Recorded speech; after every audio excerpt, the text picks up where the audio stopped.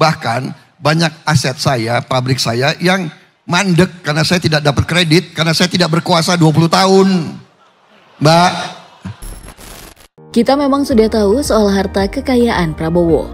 Jelas di LHKPN 2 triliun rupiah lebih. Cuma yang belum jelas, dari mana semua harta kekayaannya ini? Aku sih penasaran.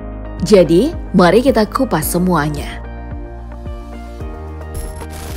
Kalau kita lacak latar belakang keluarganya, Prabowo punya semua privilege. Prabowo adalah anak yang lahir dari keluarga ningrat Jawa. Sebagai anak menteri dan sebagai cucu dari Direktur Utama pertama dari Bank Negara Indonesia. Ditambah Prabowo adalah menantu dari Presiden Republik Indonesia Soeharto. Makanya wajar kalau Prabowo bisa punya harta kekayaan selangit. Oke, kita coba lihat kembali harta kekayaannya di LHKPN. Ada tanah dan bangunan senilai lebih dari 273 miliar rupiah yang ada di Kabupaten Bogor dan Jakarta Selatan. Kemudian, alat transportasi dan mesin senilai 1,2 miliar rupiah dan harta bergerak lainnya sebesar 16 miliar rupiah. Yang fantastis adalah surat berharga. Entah itu berupa saham atau apa, karena surat berharga banyak jenisnya. Ada surat utang atau obligasi, reksadana, dan surat deposito. Nilai surat berharga yang Prabowo punya mencapai 1,7 triliun rupiah. Kemudian ada kas dan setara kas senilai 2,5 miliar rupiah. Harta lainnya senilai 45 miliar rupiah. Dikurangi dengan utang yang hanya 8 miliar rupiah. Harta kekayaan Prabowo itu tadi 2 triliun rupiah lebih. Oke, anggaplah surat berharga yang dimaksud di LHKPN adalah saham. Nah, sekarang kita coba cari tahu jejak-jejak bisnis dari Prabowo. Kalau kita baca di Wikipedia, setelah diberhentikan dari dinas militernya, Prabowo menghabiskan waktu di Yordania dan di beberapa negara Eropa. Sekembalinya ke Indonesia, ia menekuni dunia bisnis. Mengikuti jejak adiknya, Hasim Jojo Hadikusumo yang merupakan konglomerat. Tapi kalau kita merujuk unggahan dari jaringan advokasi tambang, Prabowo sudah memulai bisnisnya sejak ia masih aktif di militer. Daftar bisnisnya itu dari berbagai bidang, mulai dari pertambangan dan energi, sampai perkebunan dan perhutanan di bawah naungan Nusantara Group. Bisnisnya dimulai pada tahun 2001 dengan mendirikan Nusantara Energi. Perusahaan inilah yang kemudian jadi mesin pendulang kekayaan bagi Prabowo. Awalnya, bisnisnya bergerak di industri kertas yang berada di Berau, Kalimantan Timur. Kemudian, PT Nusantara Energi mulai bergerak di bidang tambang batu bara kelapa sawit sampai perkebunan.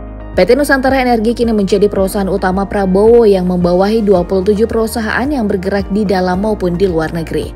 Berdasarkan akta perusahaan, Prabowo Subianto merupakan pemegang saham tunggal di PT Nusantara Energi. Perusahaan batu bara dengan luas konsensi 4.793 hektar di Berau, Kalimantan Timur. Pengelolaan komoditas lokal juga jadi salah satu sumber pendapatan Prabowo, dengan menjadi salah satu pemilik saham di PT Tusam Hutani Lestari, sebuah perusahaan yang mengelola komoditas pohon pinus di Aceh Tengah.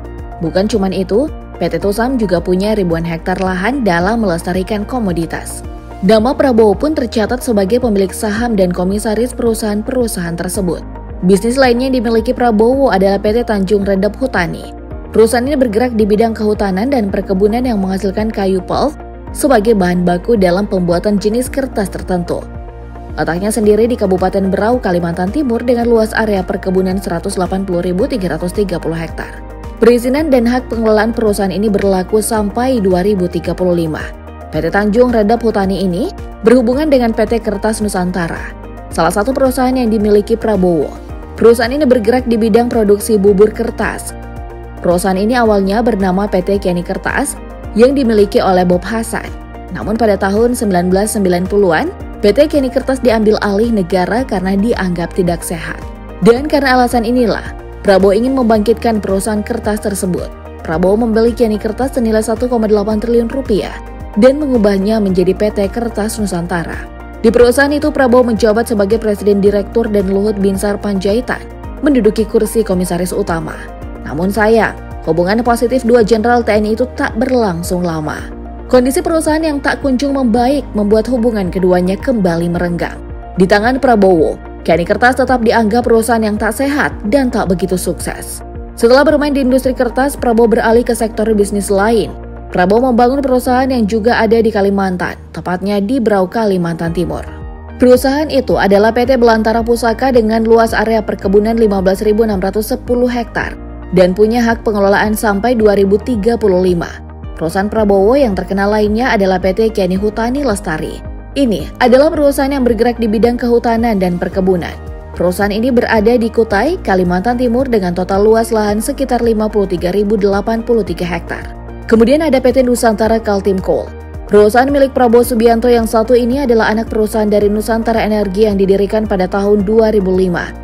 PT Nusantara Kaltim Coal memiliki hak konsensi meliputi area pertambangan batu bara seluas 60.000 hektar di Kabupaten Kutai Timur, Provinsi Kalimantan Timur. Ada juga PT Jaladri Swadesi Nusantara. Perusahaan ini bergerak di bidang perseroan penangkapan ikan. Perusahaan ini berdiri pada September 2001. Perusahaan ini disebut punya sebuah armada laut senilai 10 juta dolar Amerika Serikat, The Pursuit dengan 1.331 berat GT dan panjang kurang lebih 70 meter. Operasi armada dimulai pada 2002 dan berhasil mencapai produksi 1.000 ton ikan tuna per bulan. Itu belum kita hitung dengan bisnis adiknya, Hashim Jojo Hadikusumo. Seperti yang sudah kita singgung tadi, Hashim Jojo Hadikusumo adalah sosok yang banyak mempengaruhi logika bisnis Prabowo. Hashim sendiri berbisnis lewat perusahaannya PT Arsari Group yang bergerak di sektor agribisnis, perkebunan, energi, pertambangan, dan bisnis lain yang berbasis sumber daya alam. Perusahaan yang bergerak di bidang pertambangan timah yang pertama ada PT Mitra Stania Prima. Perusahaan ini adalah perusahaan pertambangan timah terbesar ketiga di Indonesia. MSP punya konsensi tambang di Mapur, Bangka Belitung yang merupakan salah satu tambang timah darat terbesar yang masih aktif beroperasi di Indonesia. Kedua, PT Mitra Stania Kemingking merupakan perusahaan yang terafiliasi dengan PT MSP. Perusahaan ini punya izin usaha pertambangan di 2 wilayah operasional, Kemingking dan Blok Penyak. Ketiga adalah PT Mitra Stania Bemban yang berafiliasi juga dengan PT Mitra Stania Prima dan punya wilayah IUP seluas 441,5 hektar. Terakhir adalah PT Aiga Prima yang merupakan perusahaan afiliasi dari PT Arsari Tambang yang juga bergerak di bidang pertambangan timah terintegrasi di Kepulauan Bangka Belitung. Aiga Prima punya total luas IUP 28.884,50 hektar yang tersebar di Laut Tanjung Sangau, Laut Tanjung Genting, Laut Bubus, Laut Tanjung Mengkudu, dan Laut Teluk Kelabat. Total 19 IUP yang dimilikinya. Berakhir masa aktifnya pada tahun 2025 hingga 2031. Yang terbaru didirikan PT Solder Andalan Indonesia. Ini adalah perusahaan pembuat solder berbahan dasar timah dengan nilai investasi sebesar 400 miliar rupiah dan punya target meraup omset sebesar 1,2 triliun rupiah.